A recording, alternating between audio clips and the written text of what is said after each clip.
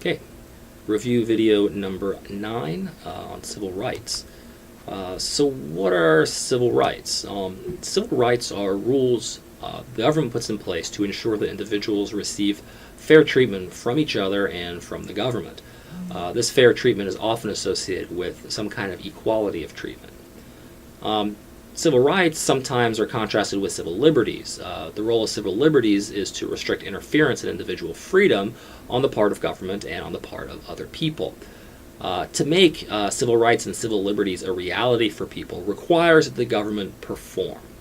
The government must do things. The government must find ways to restrain itself and find ways to restrain other citizens from violating these rules. And doing that requires putting a legal infrastructure in place, putting some monitoring and enforcement mechanisms in place to make sure that people's rights and their liberties are respected. So, in reality, it's not just civil rights and civil liberty that come into conflict, but it's also going to be just different accounts of what counts as fair and what counts as freedom. I mentioned positive and negative freedom.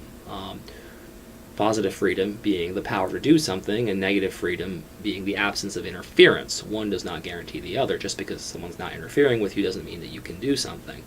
And so, again, different conceptions of freedom and different conceptions of fairness and equality are going to be colliding, making these issues of civil rights and civil liberties much more complicated than people often assume.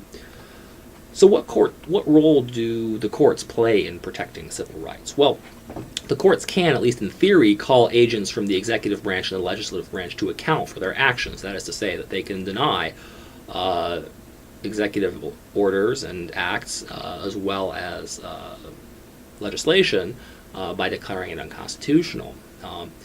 Civil rights and civil liberties in the Constitution are applied to the states via the 14th Amendment in a process that's called incorporation. For a long time in American history, the Constitution and the Bill of Rights only applied to what the federal government could do. After all, it says Congress shall make no law. It does not say that your state legislature shall make no law, abridging freedom of speech, the press, and so on and so forth.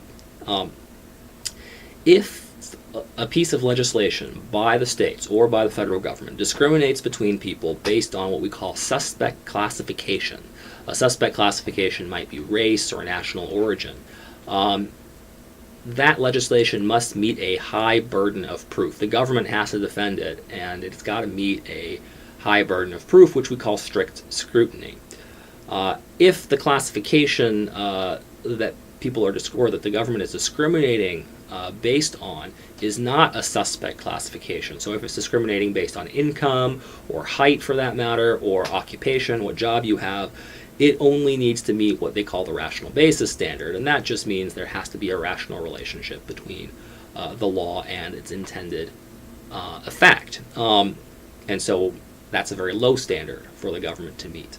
There's also an intermediate standard which deals with women and members of the gay and lesbian communities, where they are suspect classifications up to a point, but don't quite meet the same burden as race or national origin, and this is the intermediate standard.